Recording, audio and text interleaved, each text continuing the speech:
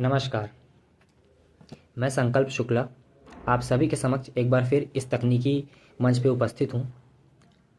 सर्वप्रथम 22 अप्रैल को बैसारन घाटी में हुई आतंकवादी हमले में जितने भी मृतक हैं सभी को सच्ची श्रद्धांजलि अर्पण करते हुए आज मैं आप सभी के समक्ष अपनी बात लेकर उपस्थित हूँ।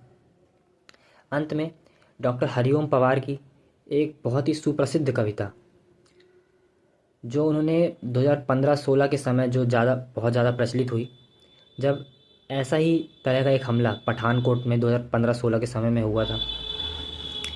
मुझे लगता है आज कहीं ना कहीं यह कविता आज भी तर्कसंगत है, तो उसी को लेकर आप सभी के समक्ष उपस्थित हूँ। पर उस कविता की ओर बढ़ने से पहले अपनी बात आप सभी के समक्ष रखना चाहूँगा। बड़ी वेदना होती है यह सोचते हुए कि केवल यह पूछकर मार देना कि आप हिंदू हो, आपका धर्म पूछकर मार देना कि आप हिंदू हो, क्या मृतकों का या मरने वालों का केवल यही जुल्म था कि वह हिंदू थे? जी हाँ, मुझे पता है कि मृतकों में मुस्लिम भी हैं। हमें उनकी तौहीन नहीं करनी चाहिए, वो हमारे बीच के ही लोग हैं। न मैं उनकी तौहीन करता, न और किसी को करनी चाहिए। पर हमें यह समझना पड़ेगा कि जो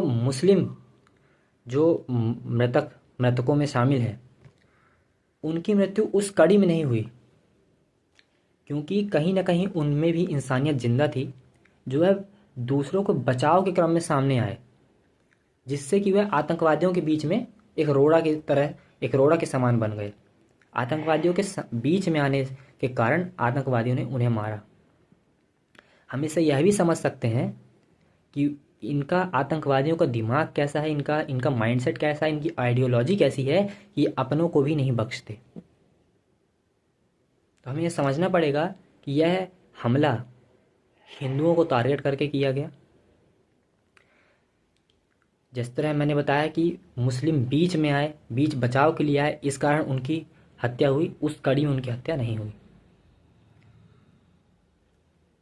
पूरे विश्व में इकलौता भारत ऐसा देश है जिसे हम हिंदू कहीं ना कहीं कह सकते हैं कि यह हमारा देश है।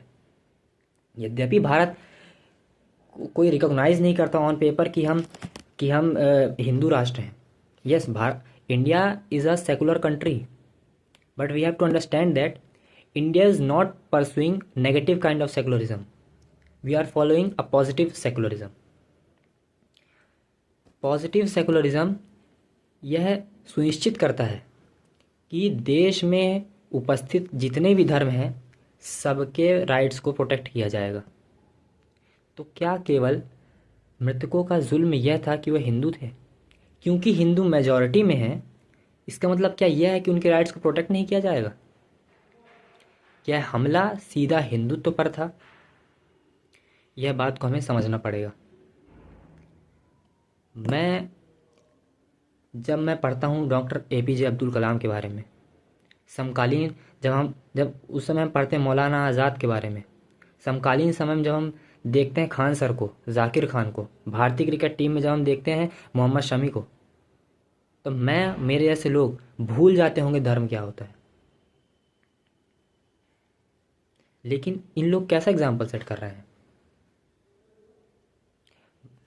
जी, मैं मानता हूँ कि हर मुस्लिम, क्योंकि मेरे आसपास भी न जाने कितने मुस्लिम मेरे दोस्त हैं, मेरे शिक्षक रहे हैं, मैं उनको बहुत सम्मान करता हूँ।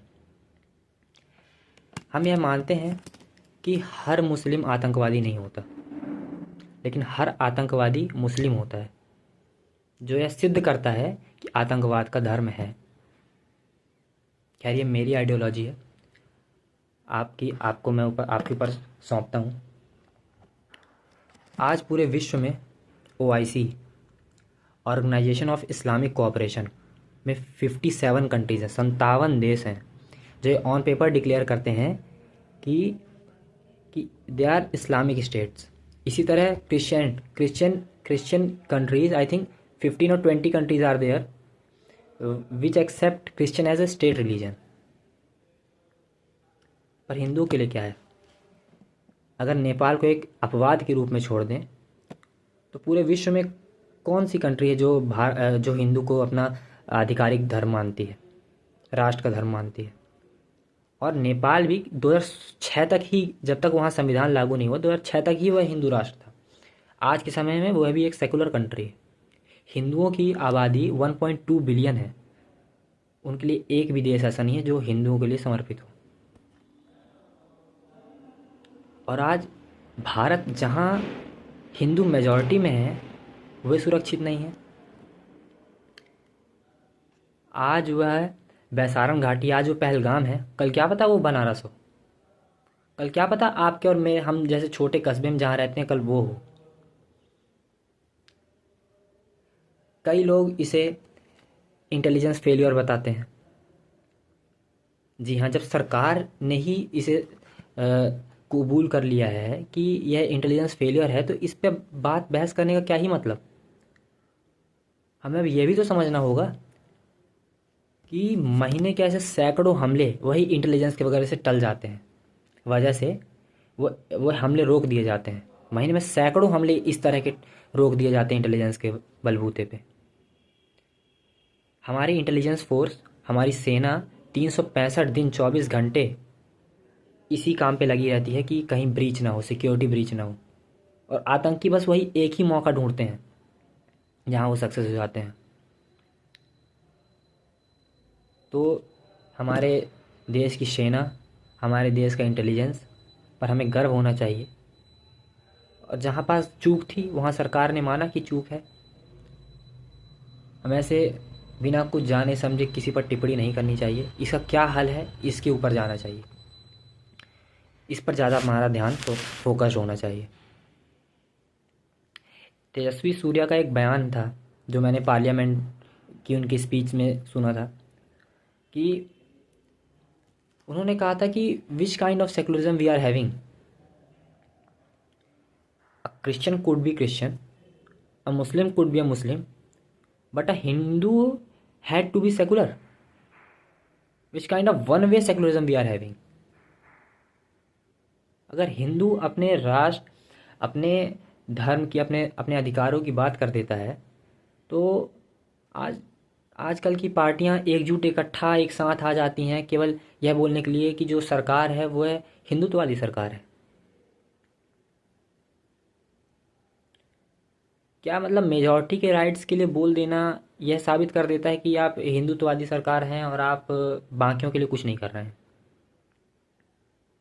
खैर, यह मुद्दे पे न जाते हुए अब मैं बढ़ता हूँ इसी कड़ी में आगे बढ़ते हुए। डॉक्टर हरिओम पवार की एक कविता है, उसी को लेकर आप सभी के समक्ष उपस्थित हूँ। तो यह कविता की ओर आगे बढ़ते हैं। और कविता को शुरू करने से पहले मैं आप सभी से हाथ जोड़कर माफ़ी मांगना चाहता हूँ, क्योंकि एक कविता मैंने बहुत अच्छे से तैयार नहीं कर पाई है। मैंने बहुत अच्छे से इस कविता को तैयार नहीं करी, इसीलिए सामने रख के अगर कहीं पास भूलता हूँ तो एक बार नज़र मार के ज़रूर देखूँगा, तो इस चीज़ को अन्यथा न लें। तो कविता की ओर चलते हैं। तो कविता कुछ इस प्रकार है कि ये आतंकों के गालों पर दिल्ली के चांटे होते, गर हमने 2 की जगह 20 शीश काटे होते। यह 1947 भारत पाक युद्ध के समय की बात है। कि तो कविता की ओर एक बार फिर चलते हैं कि ये आतंकों के गालों पर दिल्ली के चांटे होते, गर हमने 2 के बदले 20 शीश काटे होते। बार बार दुनिया के आगे हम ना शर्मिंदा होते, और हमारे सारे सैनिक सीमा पर जिंदा होते, और हमारे सारे सैनिक सीमा पर जिंदा होते। ये कैसा परिवर्तन है खुददारी के आचरणों में, सेना का सम्मान पड़ा है चरमपंथ के चरणों में। किसका खून नहीं खौलेगा सुन पढ़कर अखबारों में, कि सिंहों की गर्दन कटवा दी चूहों के दरबारों में, सिंहों की गर्दन कटवा दी चूहों के दरबारों में। कि बार बार की गद्दारी को भारत क्यों सह जाता है, बार बार की गद्दारी को भारत क्यों सह जाता है, ज़्यादा संयम भी दुनिया में कायरता कहलाता है। हमने 75 वर्ष खो दिए श्वेत कपोत उड़ाने में, हमने 75 वर्ष खो दिए श्वेत कपोत उड़ाने में, खूनी पंजों के गिद्धों को गायत्री समझाने में, खूनी पंजों के गिद्धों को गायत्री समझाने में। हम किसे शांति का प्रस्ताव दे रहे हैं? श्वेत कपोत मतलब शांति का प्रस्ताव देना। उसको, उस पाकिस्तान को जिन गिद्धों के हाथों में खून लगा है, हम उसको गायत्री समझाएंगे, हम उसको शांति सिखाएंगे? कब तक हम आखिर शांति का बिगुल बजाते रहेंगे? तो हमने 75 वर्ष खो दिए श्वेत कपूत उड़ाने में, खूनी पंजों के गिद्धों को गायत्री समझाने में। भैंस के आगे बीन बजाना बहुत हो चुका बंद करो, खुद को बिच्छू से कटवाना बहुत हो चुका बंद करो, नागफनी पर बेला चंपा कभी नहीं खिलने वाले, नागफनी पर बेला चंपा कभी नहीं खिलने वाले, पत्थर की आंखों में आंसू कभी नहीं मिलने वाले। बंदूकों की गोली का उत्तर सद्भाव नहीं होता, हथियारों के लिए अहिंसा का प्रस्ताव नहीं होता, कोई विजर कभी शांति के बीज नहीं बो सकता है, और भेड़िया शाकाहारी कभी नहीं हो सकता है। जब सिंहों की राजसभा में गीदड़ गाने लगते हैं, जब सिंहों की राजसभा में गीदड़ गाने लगते हैं, तो हाथी के मुंह के गन्ने चूहे खाने लगते हैं। दिल्ली वालों ठोकर मारो दुनिया के हथकंडों पर, दिल्ली वालों ठोकर मारो दुनिया के हथकंडों पर, इजराइल से जीना सीखो अपने ही भुजदंडों पर। आज इजराइल हम सब के लिए क्लासिक एग्जाम्पल है। जब आतंकवादियों ने उसके ओलंपिक एथलीट्स को मारा था, उसने उन्हें छोड़ नहीं दिया, उसकी प्रतिक्रिया देखने लायक थी। उसने एक एक को चुन चुन कर ढूंढ ढूंढ कर मारा, 20 साल बाद मारा, लेकिन मारा कि उसे याद रह गया, वो भूला नहीं उस चीज़ को। तो दिल्ली वालों ठोकर मारो दुनिया के हथकंडों पर, इजराइल से जीना सीखो अपने ही भुजदंडों पर। भारत माता का बंटवारा जिनकी है अभिलाषा में, वे समझेंगे गांडीव की अर्जुन के गांडीव धर्म की भाषा में। फूल अमन के नहीं खिलते कायर की परपाटी में, नेहरू जी के श्वेत कबूतर मरे पड़े हैं घाटी में। इसके बाद जो पवार जी ने कही, काफ़ी ठोस शब्दों का प्रयोग किया है, पर कहना जरूरी था कि दिल्ली वालों अपने मन का बुद्ध करो या क्रुद्ध करो, दिल्ली वालों अपने मन का बुद्ध करो या क्रुद्ध करो, कश्मीर को दान करो या गद्दारों से युद्ध करो, कश्मीर को दान करो या गद्दारों से युद्ध करो। ये तो रही पाकिस्तान की बात। वो बांग्लादेश हमारी मतलब इंदिरा गांधी की सहायता से, भारत की सहायता से वो एक आज़ाद मुल्क बना, वो हमको आज ऐंठता है, वो हमसे आज ऐंठता है। बर्मा, वो जो म्यांमार है, वो उनकी स्थिति तो आप देख ही रहे हैं। तो उसी से मिलती जुलती कुछ आगे की 4 पंक्तियाँ हैं कि बर्मा बांग्लादेश तलक सीमा पर ऐंठे रहते हैं और हमारे नेता चूड़ी पहने बैठे रहते हैं। दिल्ली डरी डरी रहती है पाक चीन के बॉर्डर पर, दिल्ली डरी डरी रहती है पाक चीन के बॉर्डर पर, सेना बांधे हाथ खड़ी रहती है किसके ऑर्डर पर, सेना बांधे हाथ खड़ी रहती है किसके ऑर्डर पर। दुनिया को एहसास कराओ हम भी निर्णय ले सकते हैं, दुनिया को एहसास कराओ हम भी निर्णय ले सकते हैं, हम भी ईंटों का उत्तर अब पत्थर से दे सकते हैं। अब तो वक्त बदलना सीखो डरते डरते जीने का, अब तो वक्त बदलना सीखो डरते डरते जीने का, दुनिया को एहसास कराओ 56 इंच के सीने का, दुनिया को एहसास कराओ 56 इंच के सीने का। तो यह थी कविता डॉक्टर हरिओम पवार की, जिसको मैंने आप सभी के समक्ष रखा। यह कविता काफ़ी लंबी है, मैंने जोड़ तंगोड़ कर कुछ अंश आगे पीछे काट पीट कर आपके समक्ष एक छोटा सा रूप उसका रखा। तो इसी आशा के साथ कि इस दुर्घटना की एक बड़ी प्रतिक्रिया भारत की सरकार ज़रूर देगी। और जब हम बात करते हैं भारतीय जनता पार्टी की, तो भारतीय जनता पार्टी जिस आइडियोलॉजी में चलती है वो नेशनलिज्म है, राष्ट्रवादी। जब भारतीय जनता पार्टी अपने आप को एक राष्ट्रवादी दल कहता है, अगर इतना सब होने के बावजूद भी अगर ऐसी शांति से ये चीज़ निपट जाती है, फिर क्या ही मतलब अपने आप को राष्ट्रवादी दल कहने का। जब भारत के प्रधानमंत्री कहते हैं कि आपके कल्पना से परे सज़ा मिलेगी, तो हमें एक आशा है कि इसका एक निपटारा, इसका एक बढ़िया सा प्रतिक्रिया ज़रूर आतंकवादियों को मिलेगी और उनके जो आकाओं हैं उनको मिलेगी। तो इसी आशा के साथ मैं संकल्प शुक्ला अपनी वाणी को यहाँ विराम देता हूँ। किसी भी प्रकार की चूक हुई हो उसके लिए क्षमा प्रार्थी हूँ। मेरा उद्देश्य किसी को भी आहत करने का नहीं था, बस मैंने अपनी बात आप सभी के समक्ष रखी। इसी के साथ जय हिंद, जय भारत।